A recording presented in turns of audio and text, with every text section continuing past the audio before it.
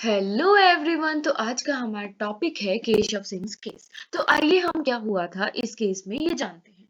तो केशव सिंह कौन है? केशव सिंह एक गोरखपुर के रहने वाले मेंबर हैं सोशलिस्ट पार्टी के। वो क्या करते हैं, वो एक पैम्फलेट जो है वो पब्लिश करते हैं जिसमें वो कहते हैं कांग्रेस के एमएलए नरसिंह नारायण पांडे को क्या कि उन्होंने करप्शन किया है। अब जो पैम्फलेट है उसने डिफेम किया है पांडे को, जिससे जो लेजिस्लेटिव असेंबली है वो केशव सिंह पर चार्ज डालती है।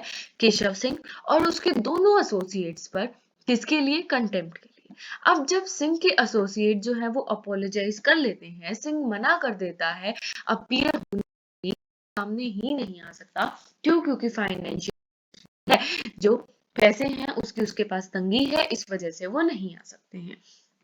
तो स्पीकर क्या करते हैं, जो स्पीकर है वो इशू कर देते हैं एक अरेस्ट वारंट और सिंह को सेंटेंस किया जाता है फॉर 7 days ऑफ इम्प्रिजनमेंट। किसके लिए? कि कंटेम्प्ट ऑफ हाउस किया है। कैसे? डिफेम करके। किसको? पांडे को। ठीक है, अब हम देखते हैं कि इश्यूज क्या क्या हुए। क्या जो पिटिशनर की डिटेंशन थी वो वायलेट करती है आर्टिकल 22 ऑफ द कॉन्स्टिट्यूशन?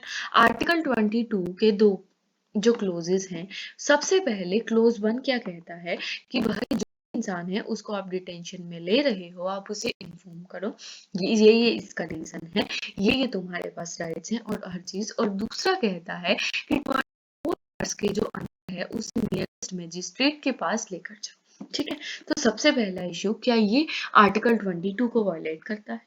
फिर क्या लेजिस्लेटिव असेंबली के पास क्रिमिनल है कि वो पनिश करे फॉर व्हाट? For contempt. क्या लेजिस्लेटिव असेंबली के जो एक्शन है वो मलिशियस है, या उसकी कोई पॉलिटिकल इंटेंशन है, या कोई भी इल इंटेंशन है? तो आइए हम देखते हैं कि पार्टीज क्या कहती हैं। अब केशव सिंह कहते हैं कि हाउस के पास कोई अथॉरिटी नहीं है, क्रिमिनल जुरिस्डिक्शन नहीं है कि वो पनिश कर सके किसी को भी फॉर द कंटेम्प्ट। जो भी उसके राइट्स हैं under article 21 right to life और आर्टिकल 22 क्लोज 1 की राइट टू बी इन्फॉर्म्ड, उसे वायलेट किया गया है। क्यों? क्योंकि उसे अपॉर्चुनिटी ही नहीं प्रोवाइड की गई अपने आप को डिफेंड करने की, बचाने के लिए। जो पनिशमेंट है इसीलिए वो क्या है? पॉलिटिकली मोटिवेटेड है और इल इंटेंशन है। ठीक है, पॉलिटिकली मोटिवेटेड है और इल इंटेंशन है। अब जो लेजिस्लेटिव असेंबली है वो क्या कहती है?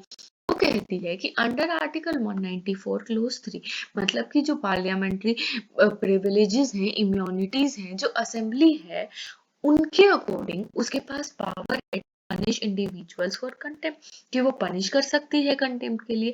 अब सिंह ने ये तो कह दिया कि पॉलिटिकली मोटिवेटेड है और इंटेंशन है, पर कोई एविडेंस तो नहीं प्रोवाइड किया इसको प्रूव करने के लिए कि असेंबली ने किया।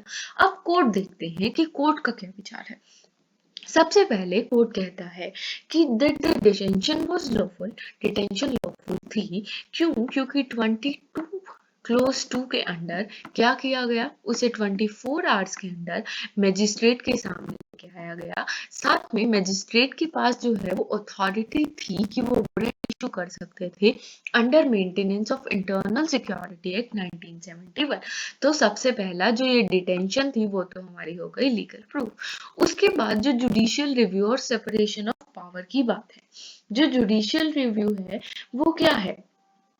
वो है कि भाई कोर्ट ने एम्फसाइज किया है इम्पोर्टेंस कि सेपरेशन ऑफ जो पावर है वो होनी चाहिए लेजिस्लेटिव, एग्जीक्यूटिव और जुडिशरी के बीच में। असेंबली जो है वो जजेस को अकाउंटेबल होल्ड नहीं कर सकती जुडिशियल एक्शंस के अंडर। आर्टिकल 211 जो कि ये कहता है कि अगर मान लो जज ने कोई भी एक्शन लिया है, कोई भी एक्ट किया है, तो उसे डिस्कस नहीं किया जाएगा और कोई भी, इसीलिए जजेस को अकाउंटेबल नहीं ठहराया जा सकता जुडिशियल एक्शंस के लिए।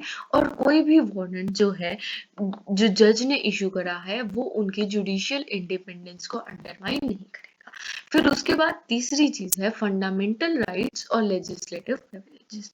जब हाउस के पास प्रिविलेजेस हैं कि वो पनिश कर सकते हैं कंटेम्प्ट के लिए, they are subject to judicial review.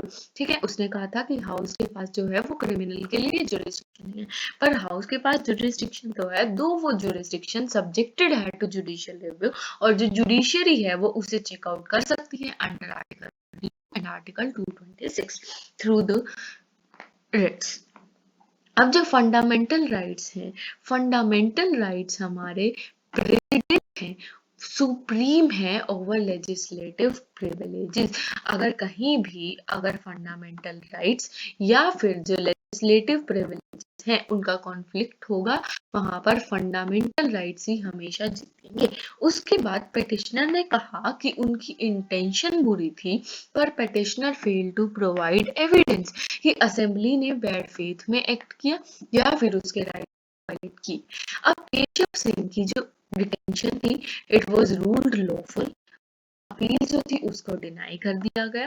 Case ने री अफर्म किया कि जो लेजिस्लेटिव प्रिविलेजेस हैं, they are subjected to judicial review कराते हैं, ताकि वो फंडामेंटल राइट्स को जो है वॉयलेट ना करें, क्योंकि अल्टीमेटली जो फंडामेंटल राइट्स हैं वही क्या है, सुप्रीम है। तो इसीलिए उन्हें हमने अंडर क्या किया, जुडिशियल रिव्यू रखा। जजमेंट ने ये भी क्लेरिफाई किया कि जहां लेजिस्लेचर के पास अथॉरिटी है कंटेम्प्ट के लिए, पनिश करने के लिए, ये जो पावर है वो इतनी नहीं हो सकती कि जुडिशियल अंडरमाइन करे या फिर कॉन्स्टिट्यूशन के हमारे जो प्रिंसिपल्स हैं उनको वायलेट करे। तो ये थी हमारी आज की वीडियो। ऐसी ही और वीडियोस के लिए बने रहिए, चैनल को लाइक कीजिए, सब्सक्राइब कीजिए। Thank you.